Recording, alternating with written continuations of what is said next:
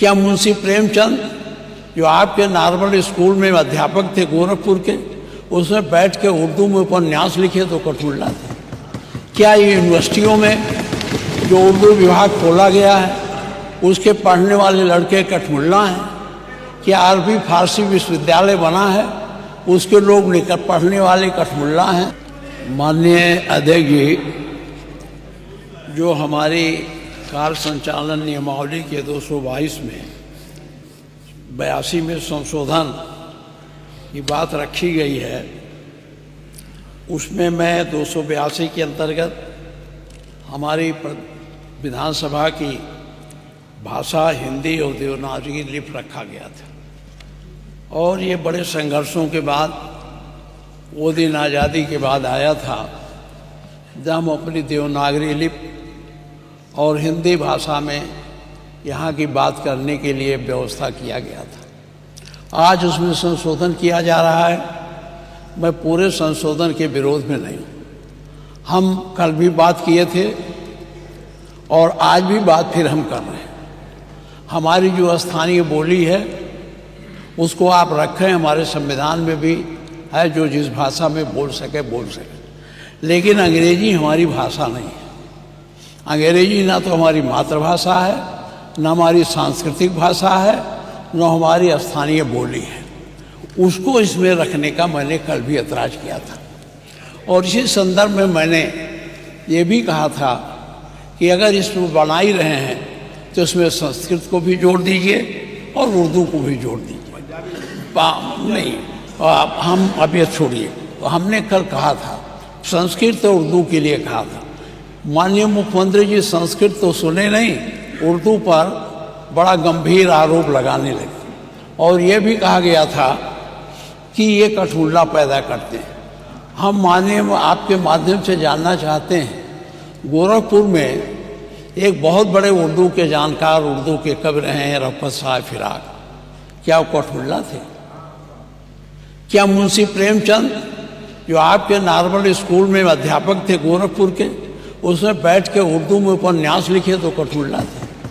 क्या ये यूनिवर्सिटियों में जो उर्दू विभाग खोला गया है उसके पढ़ने वाले लड़के कठमुल्ला हैं?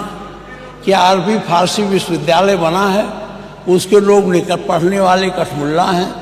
तो मैं इस शब्द पर आज आपत्ति करता हूं और मैं आपसे कहना चाहता हूं कि अंग्रेजी भाषा हमारी भाषा नहीं है। माननीय मुख्यमंत्री जी, आप चाहे जितना कहिए, यहाँ कोई बोलेगा तो जो सुन के आए हैं, या जो कॉन्वेंटी लड़के हैं, या जो अंग्रेजी मीडियम के लड़के हैं, वही समझेंगे इस भाषा को। गांव के लोग जो इसको देखेंगे उसमें कोई समझेगा नहीं। इसलिए मैं बहुत कानूनी दावपेच की बात नहीं करता, न मैं संवैधानिक बवाह करता हूँ। वो हमारा जो अनुच्छेद 348 है उसके बंधों का अधीन रहते हुए राज्य के विधानमंडल में कार्य राज्य की भाषा या राजभाषाओं में या हिंदी में अंग्रेजी में किया जाएगा। तो हमारी राज्य की भाषा हिंदी है, तो इसे हिंदी में करना चाहिए। अंग्रेजी का कोई महत्व नहीं है। अंग्रेजी का मैं पढ़ने में विरोध नहीं करता। जिसको पढ़ना है अंग्रेजी पढ़े, वर्ड्सवर्थ का पढ़े, उनको शेक्सपियर के नाटक को पढ़े, हमारे वो जो और ग्रंथ हैं, चाहे कीट्स हो, शैली हो, इनकी कविताओं को पढ़ो। हम उसके विरोधी नहीं हैं।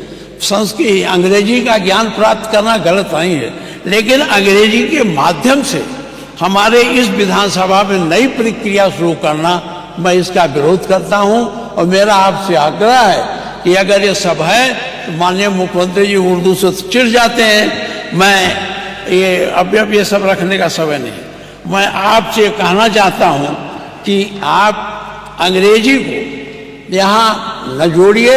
अगर जोड़ना है तो आप संस्कृत को जोड़ दीजिए, जो हमारी भाषा है, जिस संस्कृत से सारे भाषाओं का उद्भव हुआ है, और उर्दू जोड़ दीजिए। उर्दू भी बड़ी पैमाने में बोला जाता। हमारा मुख्यमंत्री जी तो उर्दू पर नाराज हो जाते हैं कि इनका अपना एजेंडा है जो आप चलाना चाहिए।